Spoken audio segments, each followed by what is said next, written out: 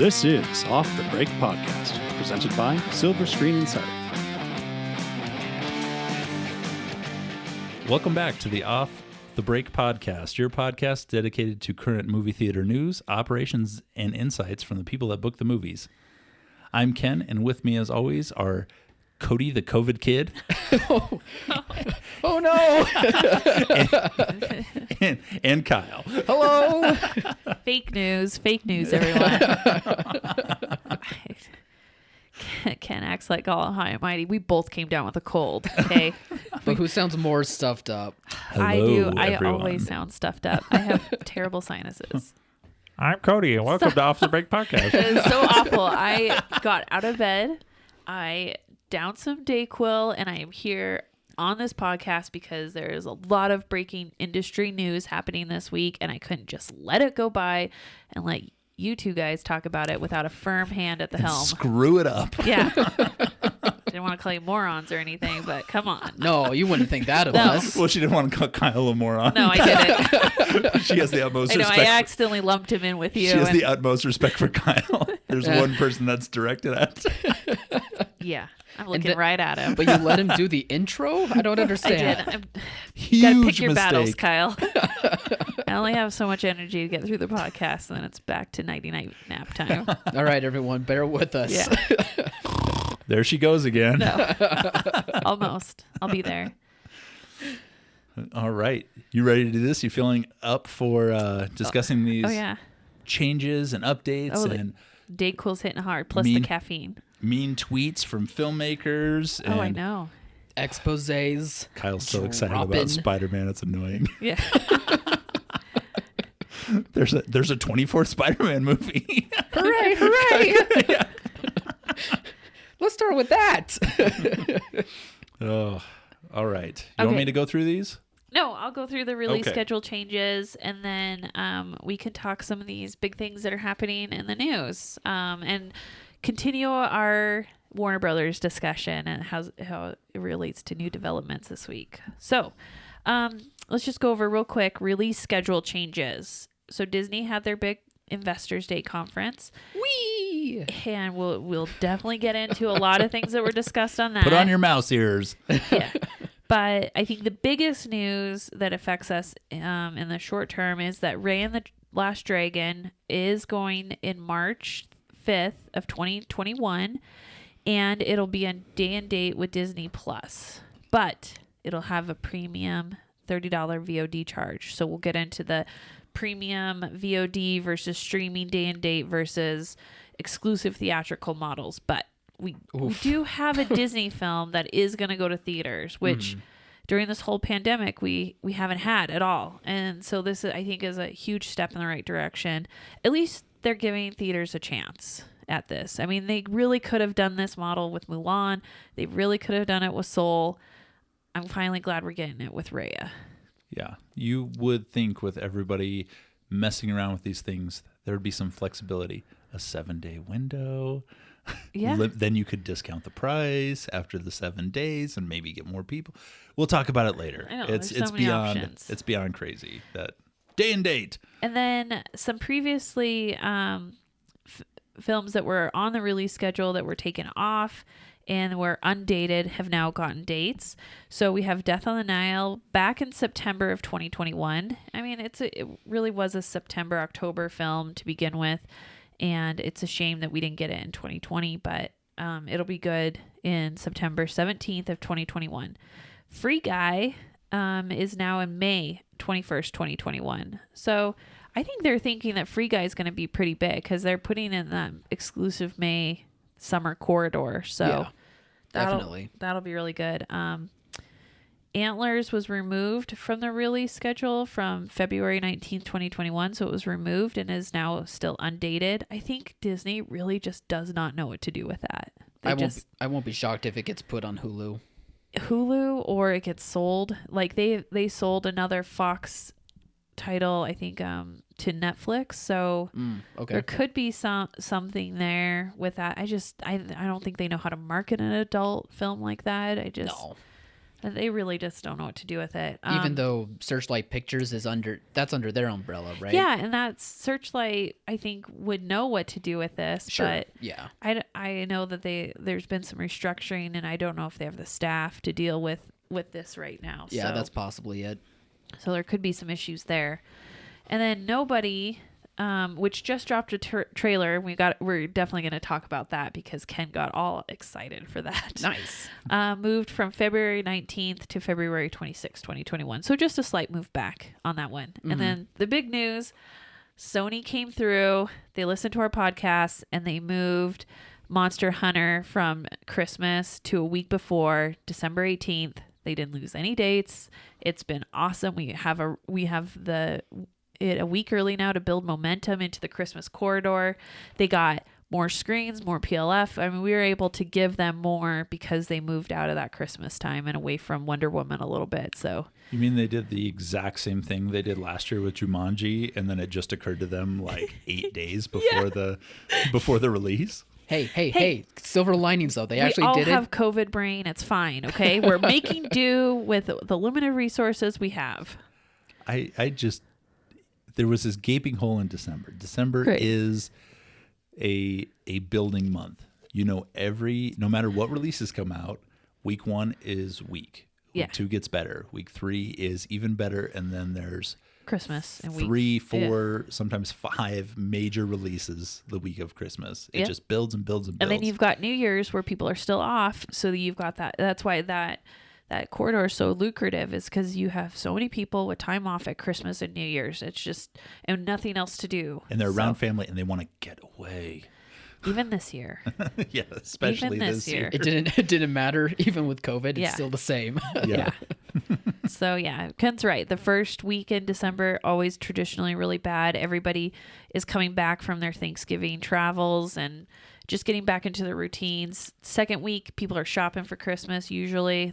And then They're out at malls where a substantial amount of movie theaters are located, and the shopping centers, and it creates this buzz around the movies that builds. oh, I want to go see that on Christmas. Yeah, it creates the movie-going public, like the idea of people around spending money. It creates this idea that it's okay to take 3 hours off to go to the movies. Right. It's You okay deserved it after that tough December with After your all family. that shopping. Yeah, no, it really does. There's something to this part of the season. It's not about having an event movie, even though we've had that the last umpteen years. Yeah. This year we don't really have that with the Wonder Woman being on streaming, but we have options. We have films for every person out there. There's a movie to go see this year. So we're super excited. We're so thankful Sony moved that up. It just really worked so much better. And in our bookings, with the booking strategy, I was able to give them more screens. I was able to give them the preferred large formats, which are IMAX size screens. I just able to give them more. And it, like I said, builds momentum into the Christmas. So with Wonder Woman, so we've got Monster Hunter, then on Christmas we've got Wonder Woman, News of the World, and that'll be really, really good. I'm very excited for the next few weeks. Yeah, no, we've got so much. We even have, what's the focus title that's a horror or a thriller? Promising Young Woman. Promising Young Woman. Yep. So we've got literally something for everybody. And then for the upscale art crowd that wants a darker take on a fairy tale, we've got Pinocchio too on Christmas. Italian From Pinocchio. Roadside. Just so don't what forget everyone that asked one. for. Yeah. After everybody sees the top 3, Monster Hunter, News of the World, and Wonder Woman, you're going to need product. Nothing is coming out on New Year's, then nothing is coming out that second week in January. So I say you take Pinocchio and you take Promising Young Woman, and then they may get overlooked at Christmas, but you're going to need something and they're going to be there. You're going to have the print already. You're not going to have to worry about trying to get it off the break, and you'll have some alternative programming for those other weeks. And then you're filling in. You're not having to promote additionally. You've already got the word of mouth going from it having on screen. You're not paying additional minimums. No. Or if for some reason it does miraculously hit, like the puppet comes to life for real. Yeah. And people need to see this movie, you've got it already programmed, ready to go. Yep. So no, it's looking very promising, I think, for this time now. January, on the other hand, whew, that's a whole nother discussion for another week. But for right now, let's just focus on Christmas, and it looks good. Sounds good to me. So that being said, there's been so much discussion this week. So many changes, you know, the aftermath of the Warner Brothers announcement, Disney having their announcement this week over their investors conference. What is the state of the industry? Where are we at? What's pandemic doing to our theatrical model, and how can theaters gear up for the next, you know, quarter or the next year, really, and what are some of the changes? And I think a big thing is this discussion about premium video on demand, which is, you know, when something goes streaming but you pay extra for it. So like what we're seeing with Disney and Raya and the Dragon with a $30 fee, and then day and date exclusive or day and date streaming.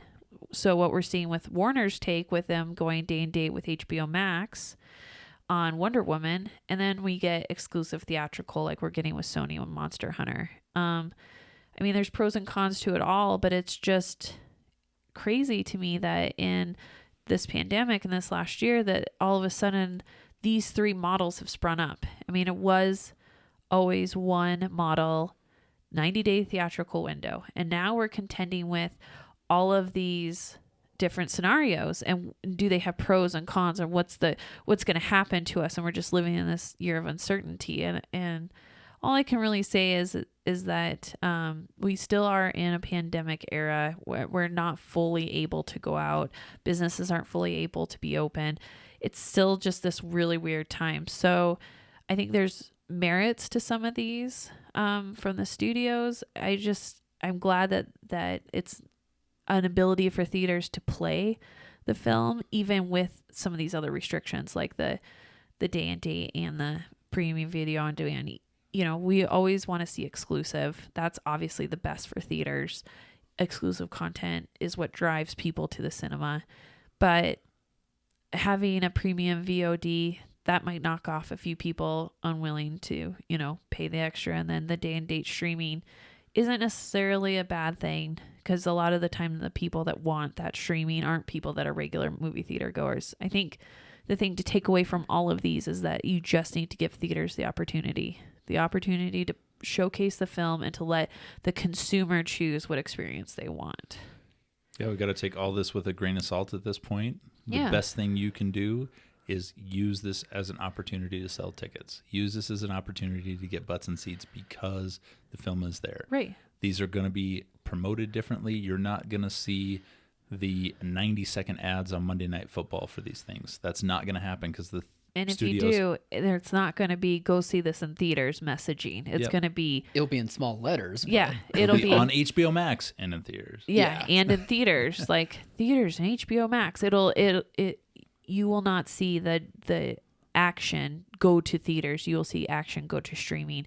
And so while there is going to be awareness of these films, the underlying messaging is not to go to theaters. And so you need to, you know, adapt to that and, you know, get your marketing for the theater in place.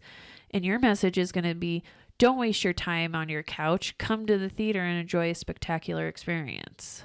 And this involves social media, it involves community outreach, it involves all these things that you may have been lax on when you had Harry Potter and Avengers and Lord of the Rings and Hobbits. All exclusive. You could only see them in the theater. But now it's, like we said about best practices, it's time to reach out and touch your consumer. Yeah. I think that's the biggest change is now the theater's responsibility and in the necessity of the theater to go out and pull consumers in and revamp operations to give the consumers the experience they want today. Like they're not going to be interested in going to a theater that looks the same as it did 30 years ago with the same seats and the same, you know, curtaining on the wall and the same slope floors and the same popcorn in the concession. They are not going to want just the same. And I think that that's a huge difference because you could have gotten away with not revamping the theater when you had exclusive content because they weren't there for the theater. They were there for the content. Well, now it's changed. that you now need to bring a consumer that's in there for the theatrical experience. And that experience is a modern consumer now that's going to want more modern concessions, beer and wine, food, luxury seating. And these are just things that you're going to have to look into to revamp the theaters moving forward to give them that experience. Or you're going to have to go in a way different direction and give them a true like historical theater experience. If there's one of those things that you cannot provide for some reason. Yeah. If you have a classic auditorium that you can't put luxury recliners in because it doesn't make sense, then you have to up your food game. Then you have to dress it up and really make it a showpiece of an brand auditorium. The historical auditorium aspect. You don't want to just go see Wonder Woman. You want to go see Wonder Woman in a 100-year-old theater. That sort of stuff that you can really play up, because you are going to have to start branding the theater as an event venue now, and that you happen to play movies, but they're there for the experience of being inside your theater. And that's a huge difference that I don't think a lot of people can wrap their minds around. Yeah. And the one thing that seems out of reach or confusing or difficult are the full bar or simply a beer and wine license for a lot of places. Yeah. They seem expensive up front. We've seen some that are six figures, and we've also seen some in small towns, smaller communities that are relatively inexpensive. It seems like a lot at the beginning, but they pay for themselves relatively quickly.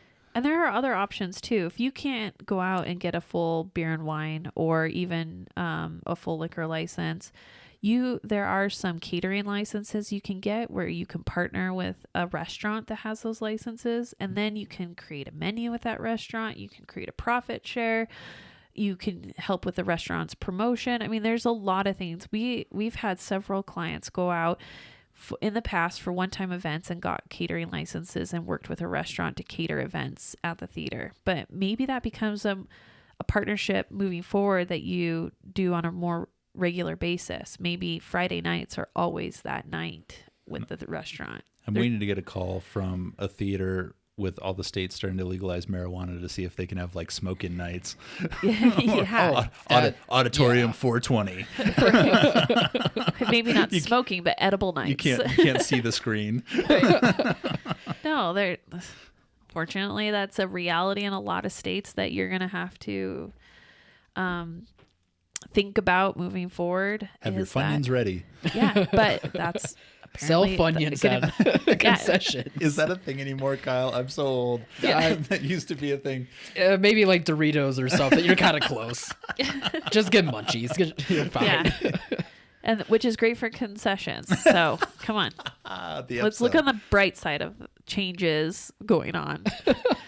So yeah. So we just need to know that whatever HBO announces or whatever Disney announces, whatever big splash that gets us all riled up, that things are changing, but they're changing under these kind of different scenarios, and they're evolving and we need to adapt. And it's going to be hard because it's so rapidly evolving that we just don't know what it's evolving into. It's just happening so fast, and nobody really knows what's going to settle out. And how things can change after a vaccine, or how they're going to go in the future. Yeah, it's going to be week to week, booking to booking, film company to film company. Oh my gosh, I mean, there's going to be different rules for Disney moving forward on every picture. Yeah. And if Warner Brothers sees a big gross for X film, then the next film will have something different in the policy where it may have a window because Wonder Woman does so well. Yeah, they may give it a 1 week window or 2 week window. There's all of these. Everything is fluid, and we probably said that 5 years ago in this industry that things are fluid, but now it's just a waterfall. So I think when Warner's made their announcement about all their films going day and date theatrical last week with streaming, there was a lot of panic in our industry. A lot of people are like, "What does this mean? How do we band together? Can we protest this?"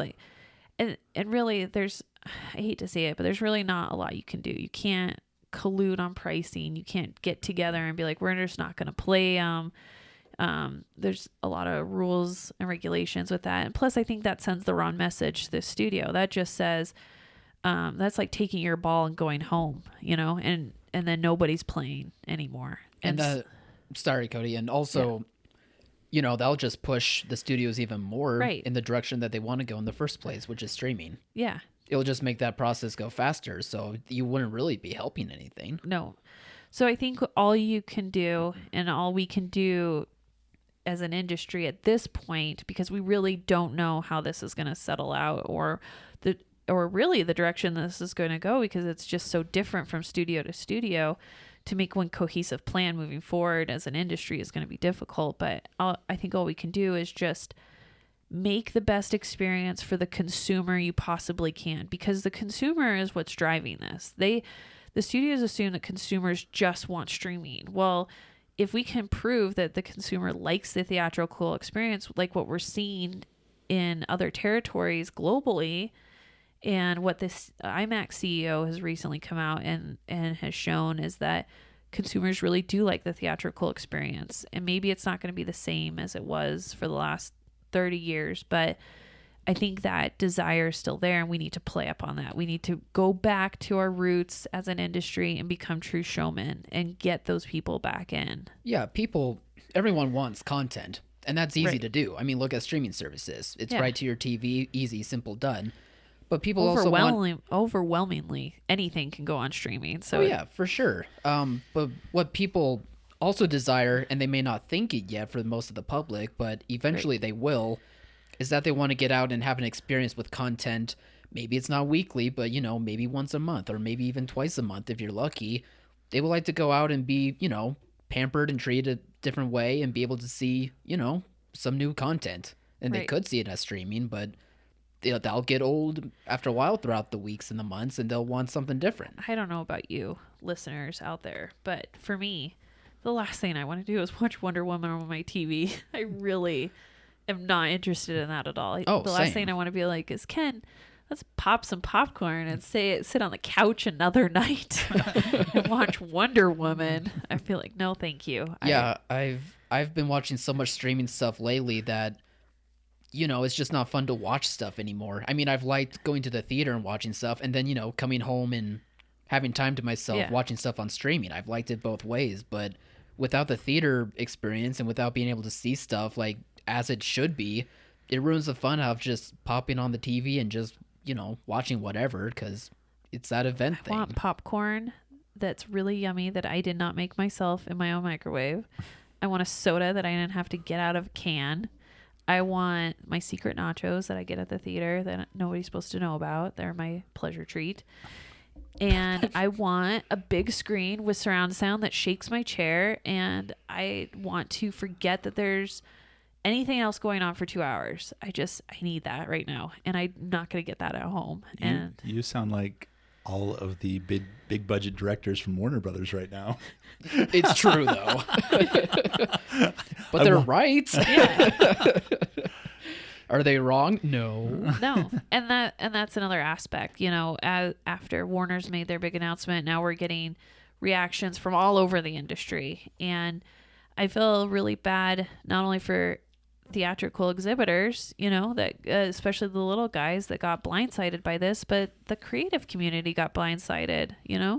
When you're told that your film now that you spent years creating, that you conceptualized for the theatrical experience, that you've poured your heart and soul into, is going to be like, oh, we're just going to put it on streaming, and you don't get any say over it. And they weren't warned. No, they didn't even get a heads up. It might be one thing if they at least got a heads up, but outside of Patty Jenkins and Gal Gadot for Wonder Woman, AT&T or Warner Bros. Or both of those parties, they didn't tell their creators and their filmmakers that they've built a trust over the years. They told James Gunn that his Suicide Squad that he's revamping is not going to be theatrical only now. He can't quite stick it to Disney as much as he wanted to.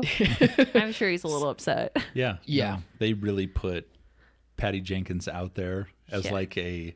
She's fine with it, so you should all be fine with it too. But you also gave her millions of dollars. Yeah, but they put her out there as like this person who was like, oh, it's going to be great, that we're going to work through this. it's just for now, it is what we have to do to get this movie out on streaming. And then they announced, and I could imagine she's like the lady on the cigarette commercials in the 60s, like, oh no, what have I done? The face of this now. No, she's like the brave little soldier that's sitting out there waving the flag. It'll be crazy to see, because they really are on the side of theaters, but not as much as we like to think. So I don't want anybody to assume that they're going to be like our soldiers triumphing or fighting for this return to the old theatrical model, because that's gone. So we just got to move past that. That's gone. That's never coming back.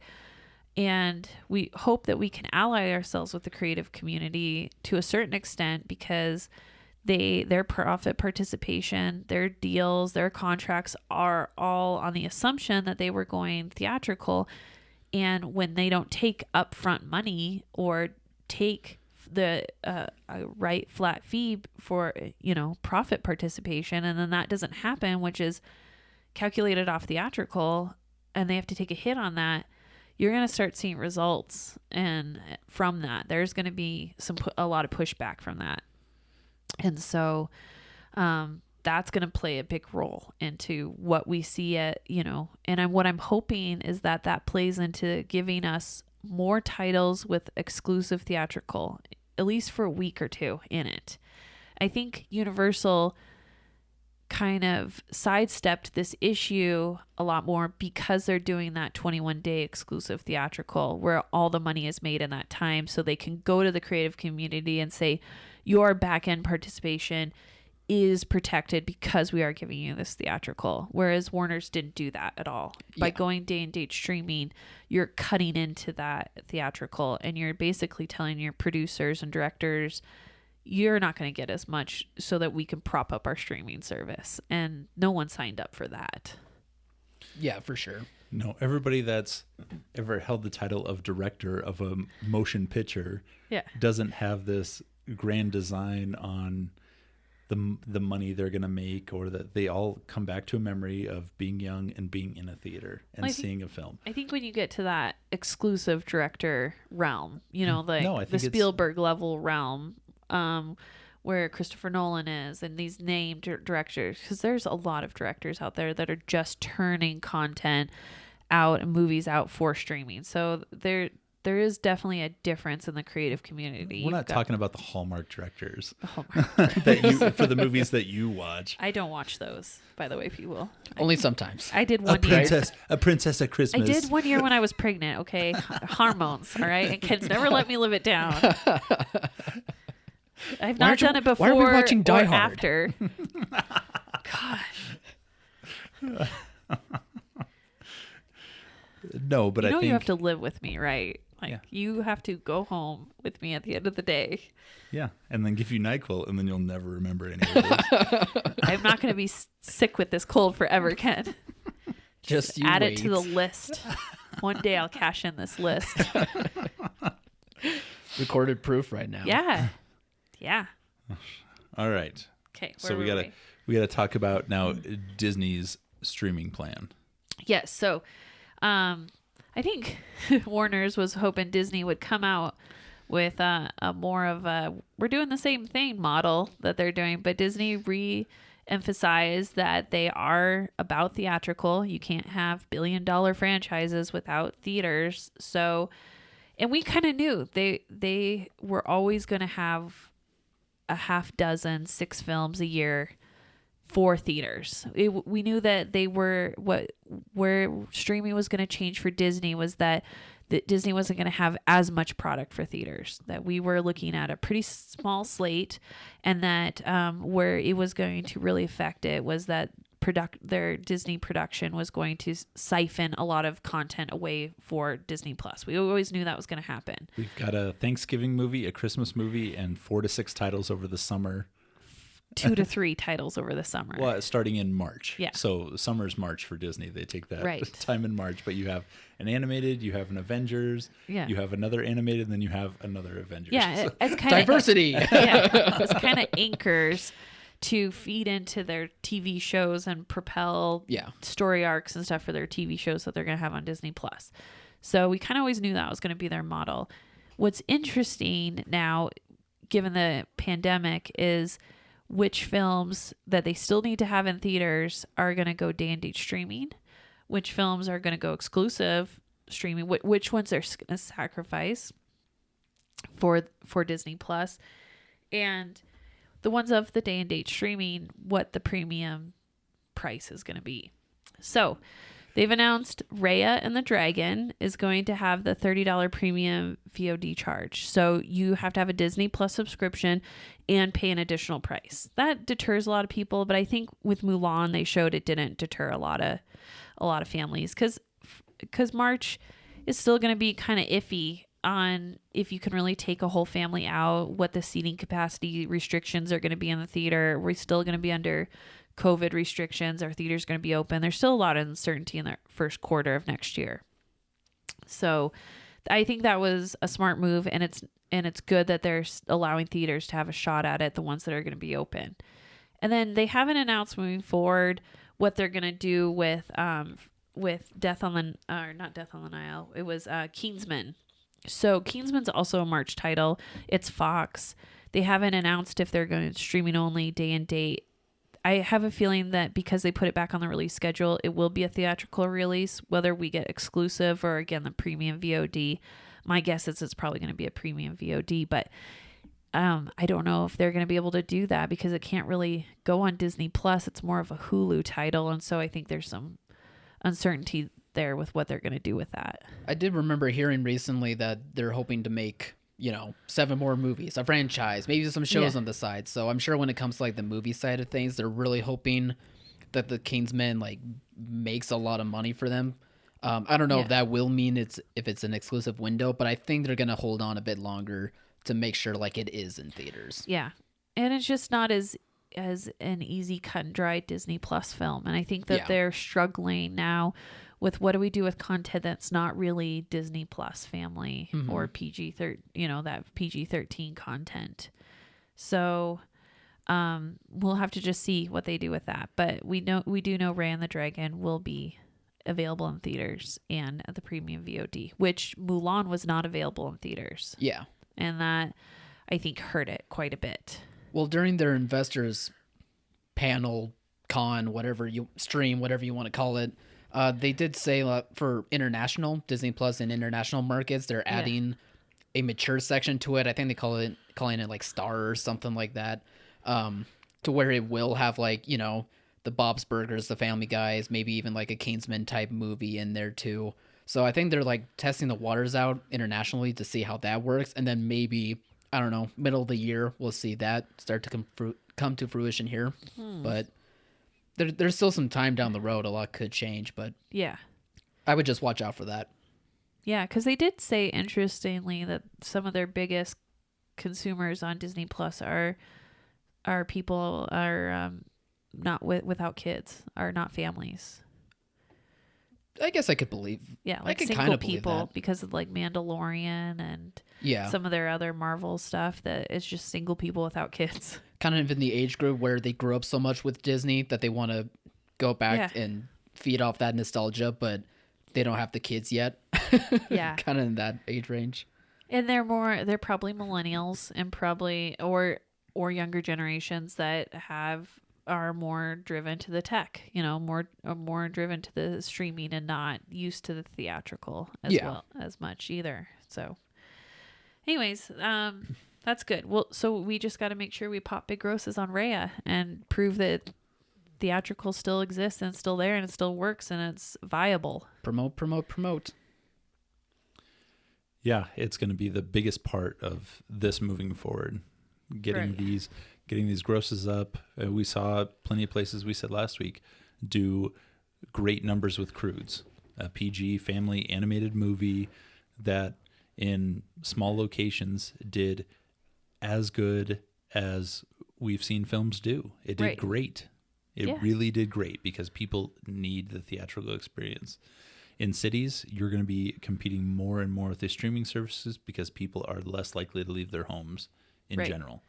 But that in the heartland where people really exist, yeah, they do need to leave their home. They don't all have DoorDash. It's just creating these experiences and getting people out. And one person has a good experience, that means they're going to bring somebody different with them next time and create Right. a community around your theater. Yep. Can we talk about the fun stuff now? Please. Okay, so we talked about Christopher Nolan. Yeah. Just to reiterate on the HBO thing, the creative community was taken aback by it. They have lucrative contract deals that are being sidelined because of this announcement, and so we'll have to see how that plays out. So it's not all about the theatrical experience. A lot of the time money is on the line for them on this, but hopefully we can use that to play into our needs and get short theatrical models instead of the stay and date thing. I just think Warner's way prematurely announced this, and it came from some executive trying to make a mark in AT&T and this restructured company, and just totally missed what this a good reaction from this industry. So wrapping up, Christopher Nolan's great. Patty Jenkins got duped. Yeah. James Gunn is going back to Disney because he is frustrated with Warner Brothers. Yeah, Okay, fun now? fine. Okay, Kyle, you go first. Okay, Kyle, this is Kyle's corner. Well, in the news, it was. He's trying to read up. His head is Be just professional, going, Kyle. Spider-Man. I don't know. Like I don't know how to explain this. I guess so. I guess like a few days ago, Alfred Molina, who played Dr. Octopus in one of the Spider-Man movies, Spider-Man 2, like years ago. With Tobey Maguire. Yes, he announced that he was coming back to play that villain again. And then it led to more reports saying that Andrew Garfield and Tobey Maguire, who both played Spider-Man, will be returning for this Spider-Man 3 And how movie. did you title this news article or this news thing? I basically said that this is Sony's biggest, worst-kept secret of No, 2021. he called it 3 Pete's in a Pod. Oh, for the outline that we Yeah. have, I did call it 3 Pete's in the Pod. I did think that was pretty clever. It was so clever. I just want to point it out. I was very proud of Kyle. Thank you. I patted myself on the shoulder there. This is That so should have been the good. title of the article. Dang, it should have. It was originally titled The Three Peters, but then he had to change it. Yeah, that's a title of something else we shouldn't talk about. I think they have their own Directors Guild on that, their own awards. Yeah, so... Okay. So it's multiverse stuff, I guess. Yeah, and I go, when Kyle was explaining 3 Pete's in a Pod to me, because I was like, what is this? Because I've been sick and out of the loop this week. I was like, is this like Spider-Verse live action? And that's what we've come. It's basically live-action Spider-Verse. I'm like, give poor Miles his own movie and his own thing. Like, Yeah. let Tom Holland do what he does with his Avengers group and be part of that. And then let I don't know if Miles- he's in this movie. I wrote that he was. I honestly don't know. This is, I mean, playing off the Avengers Endgame time travel thing, this is a fun idea to take with Spider-Man. It was a fun idea, and it was done, and it was great, and we can watched it already. You can only do so much with it. I mean, Spider-Man is one of those characters where it's like he can fight and he slings webs, and there's not a lot of intrigue past the origin I think you story. just talked about all comic book characters. No, they They all fight and they have superpowers. Yeah, but he doesn't have money. He's not, he's not. He's a high school kid, He's Ken. not angsty. It's relatable. He's very angsty. It's very relatable for very, very smart people living in New York City Yeah. who are 16 or under and male. Very relatable. Totally. I mean, he has feelings that he doesn't know how to deal with, and He was just very lucky he didn't get bit by that spider in Decatur, Illinois, where there are no skyscrapers. Yeah. It would have been. You can't commit crime not within even the barely 6 block trees. within the 6 block radius. Running through a cornfield. yeah. I always found that was his biggest weakness to me. Is like you can't do that everywhere. Villain Yeah. just got to lead him away from all the skyscrapers. Yeah. Not There every you place go. has subways and tunnels and bridges. No, it's just certain places. There's And only really- someone wreaking havoc in Nebraska. He's like, they're It's on their only own. Really, the downtown of those places too. Yeah. the corridor. They get out Exactly. like 6 blocks, and there's No. no tall buildings There's a anymore. mass murderer in the suburbs, and he's like, I can't do anything for you guys. Sorry. Yeah. He's like, I got to get my car. I don't know how to drive because I'm a teenager. I don't even know where I parked it. I can't afford a car in New York. Yeah. That was the biggest weakness that Spider-Man always had. Like, Batman can fight anywhere. even though he That's doesn't why have they had to have superpowers. Tony Stark, so he could go pick him up all the time. I think that's the Spider-Man movie we should see, is not a multiverse movie again, Right. but also just exposing his weaknesses. Spider-Man Put him in gets that Spider cornfield. reality. Like he got to go on a class field trip to another major city in Europe with skyscrapers. Spider-Man gets a great job offer in Minneapolis. Yeah. There's nothing he can do. Better hope all the fights are only in downtown. Yeah. And even still, that's questionable. Do I want to be a superhero or I want good benefits? Yeah. That's why Superman worked living in a cornfield, because he could fly. Yeah, exactly. Better thought out superhero. I agree with that. So yeah, there you go. Multiverse, have fun. We do That's what Marvel subscribe has. to the fandom part of our We try to dabble. Yeah, it's like movies, fun, and fandom or something. All right. Still, Yeah. but we could change that. Speaking of fandom, there was a new trailer released this week that I want Oh to talk god, about. yeah, I forgot about this part. So Ken got really excited, and in my like sick haze, he's like, "You got to check out this trailer," and then he named somebody that I didn't know who it was. Bob Odenkirk. Yeah, Yeah. and I'm like, I don't know who that is. He's great. He's like, he's a comedian. I'm like, okay, that makes sense. Okay, the movie's called John Thick. I mean, no, it's called Nobody, but it's basically a John That Wick got type Cody. Yeah, John Wick type story, except the guy is kind of schlubby. He's got a family. He's not necessarily looking for revenge. He just has this person inside of him that kicks ass, and it's unleashed. yeah, it's unleashed.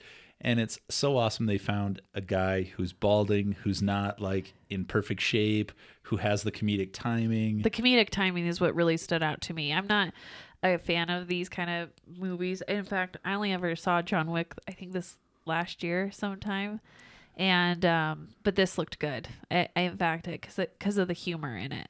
Yeah, it has all the action principles, but it feels like with Bob Odenkirk being in it, it's going to have the humor forced into it. It's not going to be like after he hits somebody in the face with an umbrella or it kicks him into an elevator, it's not like going down.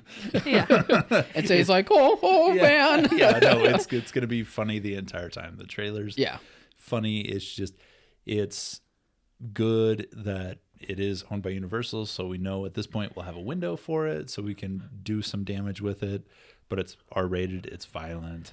Yeah. There's swearing. There's going to be all sorts of things that are not made for all audiences, but the audiences that we have that have played John Wick 1, 2, 3. Is there a fourth one, or is he filming we're on that? 3. Okay, we're on 3. Only the three, yeah. Okay. But they've all done big grosses Yeah. for our locations. So Yeah. there is a definite need for this. And it's in February right now, which is a great time for it. Right. That's where Deadpool was. The first one. Invisible Man also came out. It wasn't a box office smash, but like it made really It good did well money. and Yeah. hung on. Yeah. So there's definitely a need for those R-rated titles yeah, after it's just my only concern is that all we've had is R-rated titles, and luckily at Christmas we're getting some PG-13 We're stuff. gonna get a break from it. And so I hope that we get enough of a break that, the need for that is back. Yeah. No, there's The appetite. yeah. But if you haven't seen the trailer, go to silverscreeninsider.com Yep. and check it out. Don't let the kids be around because it is a Red Band trailer that was released. But it is awesome. Yes. Ken was so excited he even showed his mom. John Thick. I'm like, what are you doing? He's like, I gotta show her this trailer. That's awesome. And she loved it. So was it's gonna not say, like did it's a she like mom it? movie. Was They she a fan? love stupid action movies. They love great action movies. Yeah. Sorry. 90s. The If the you're classics. a 90s action movie aficionado like Ken is, then you will appreciate this trailer very much. Mid 80s to early 90s action movies Aficionados. starring the Big Four.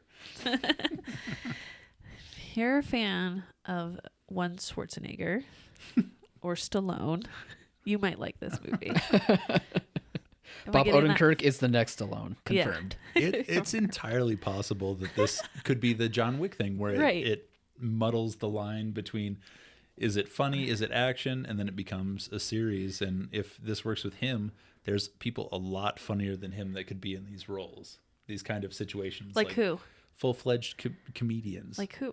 Kevin Hart would be awesome in one of No, these where he's he just too wily. Yeah, but he's short and little. And can you imagine him in like a scene where they like the most recent John Wick? He has to fight a guy who's like 7'6". When you said comedians, He's I just thought like screaming the Bill whole Burr. time. Yeah, Bill Burr's a good one. He's so the angry. He's the same height as Kevin Hart. I think Bill Burr would just have more fun. He just Yeah. yells at people and Yeah. they fall over. So Dave Chappelle with his giant muscles just ooh, he's destroying got big guys. muscles. Yeah, He is really But- ripped. he'd have to have a cigarette in his hand at all times. Like that'd No, be that his would character. be the joke through the entire Yeah. movie. That the cigarette never goes out. Yeah. Oh my keeps god, that'd be lighting it so good. The smoking gun. Yeah. We just made a franchise, guys. We did it. It's just spitballing here. Have Chappelle's people call my people. Yeah.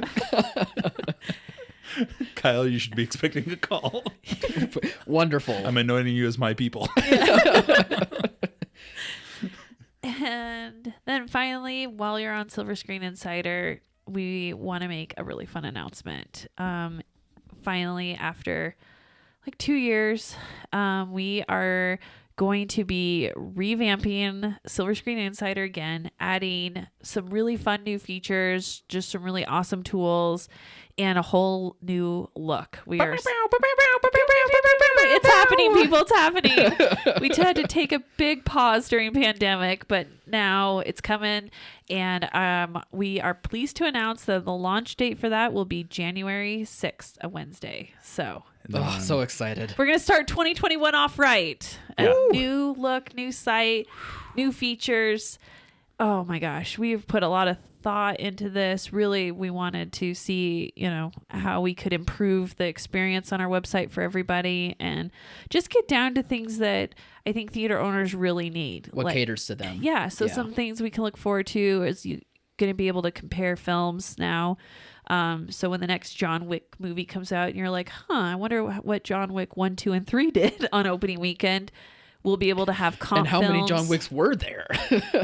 We'll be able to have critic Now you scores. know because of silverscreeninsider.com. Yeah. So if you're like, what was the Rotten Tomatoes score of that film? We should be able to have all those critic scores on there.